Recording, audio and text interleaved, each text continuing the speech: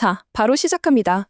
오늘 다뤄볼 핵심 해설자고는요, 상가 권리금 보호를 둘러싼 아주 복잡한 법적 쟁점들입니다. 최근 대법원 판례랑 법률 분석들을 바탕으로 정확한 정보 전달에 초점을 맞춰서 여러분의 권리를 꽉 지킬 수 있는 명확한 기준들을 짚어드릴게요. 상상해보세요. 무려 10년입니다. 10년이라는 긴 시간 동안 정말 피땀 흘려 상권을 일구고 단골을 만들어놨는데 갑자기 건물주가 나가라고 한다면 쫓겨날 위기에 처했을 때 그 억울함과 불안감은 진짜 말도 못하겠죠. 과연 현행법과 법원은 이런 상황에서 누구 편을 들어주고 있을까요? 객관적인 판례로 그 답을 찾아보기 위해 오늘 살펴볼 6가지 포인트입니다. 권리금 회수에 대한 오해부터 10년 룰, 임대인의 직접 사용 통보, 주선 의무 면제, 재건축 핑계, 그리고 실전 분쟁 가이드까지 딱 이렇게 정리하고 넘어가겠습니다. 그럼 첫 번째, 권리금 회수에 대한 오해와 진실부터 바로 파헤쳐보죠. 먼저 법조항부터 볼까요? 상가건물 임대차 보호법 제10조의 사인데요. 복잡하게 써있지만 핵심은 딱 이겁니다. 임대인은 기존 임차인이 새로 들어올 사람한테 권리금을 받는 걸 절대 방해하면 안 된다는 거예요. 이건 해도 되고 안 해도 되는 권고가 아니라 명백하고 강력한 법적 의무라는 게 아주 중요한 포인트입니다. 일방적으로 무시할 수가 없는 거죠. 이어서 두 번째 쟁점, 현장에서 가장 많이들 헷갈려 하시는 10년 룰에 대해 알아보겠습니다. 자, 이 두 가지를 확실히 구분하셔야 해요. 내가 상가를 더 쓰겠다고 연장을 요구하는 계약갱신 요구권.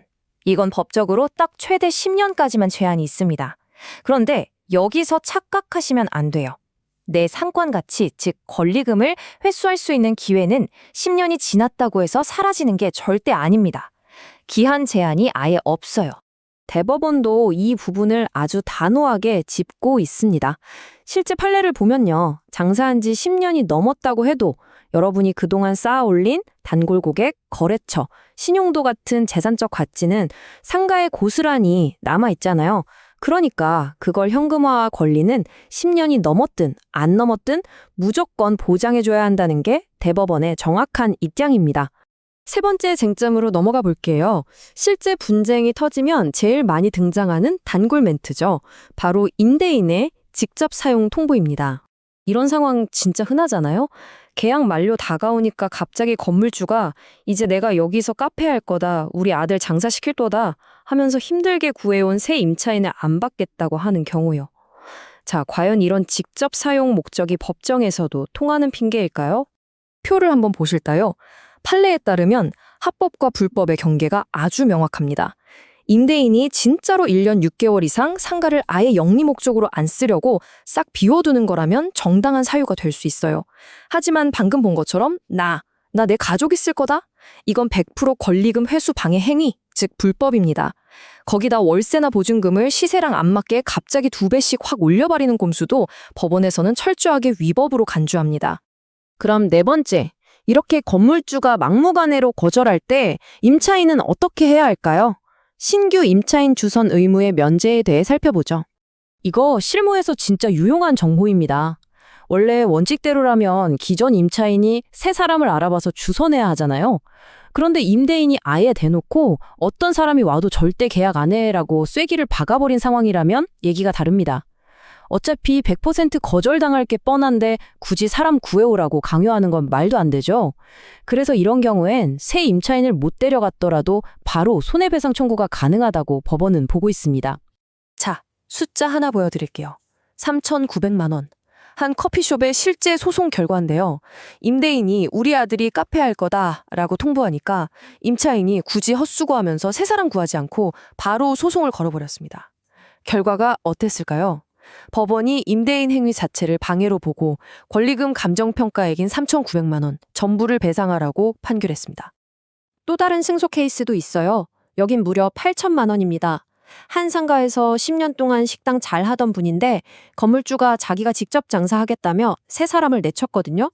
법원이 이번에도 임차인 손을 딱 들어주면서 8천만 원 배상하라고 명령했죠.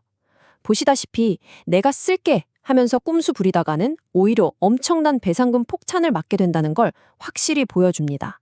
5번째 쟁점입니다. 직접 사용 말고 또 자주 써먹는 핑계가 있죠. 재건축 주장인데요. 이게 법적으로 어떻게 취급되는지 보겠습니다.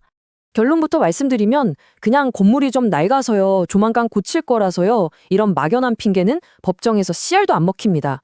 임대인이 재건축을 합법적인 이유로 인정받으려면 애초에 처음 계약 썼을 때 아예 철거식이나 공사 계획을 아주 구체적으로 말해뒀어야 해요.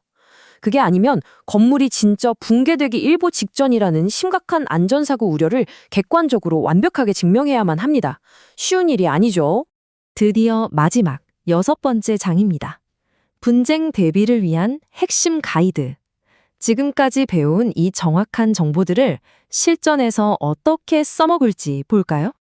아무리 대법원이 여러분 편이라도 증거를 못 내밀면 끝입니다. 딱 이 3가지만 기억하세요. 첫째, 내용 증명 보내서 기록 남기기. 둘째, 건물주의 억지 주장이 담긴 카톡이나 문자 캡처해두기. 셋째, 통화 녹음하기. 건물주가 내가 집값 쓸 거다, 새 임차인 절대 안 받는다 라고 발언하는 그 결정적인 순간을 무조건 객관적인 증거로 체증하셔야 합니다. 이게 소송에서 이기는 마스터키가 되거든요. 그리고 여기서부터 타이머가 돌아갑니다. 정말 주의하셔야 할 게 소송할 수 있는 골든타임이 딱 3년입니다. 임대차가 끝난 날부터 정확히 3년. 이 소멸시효 기간을 하루라도 놓쳐버리면 여러분이 평생 피땀 흘려 일군 권리금 찾을 기회가 허무하게 공중으로 날아가 버립니다. 꼭 명심하세요. 오늘 해설을 마무리하면서 여러분 스스로에게 꼭 이 질문을 던져보셨으면 좋겠어요. 지금 당장 내 스마트폰, 카톡이나 녹음기 안에 건물주의 방해를 입증할 그 확실한 객관적 증거들이 있나요? 아니면 그 귀중한 내 자산이 여전히 위험 속에 방치되어 있나요? 아는 만큼 보인다고 하잖아요. 오늘 짚어드린 정확한 정보들을 무기 삼아서 여러분의 소중한 재산 빈틈없이 꽉 지펴내시길 바랍니다.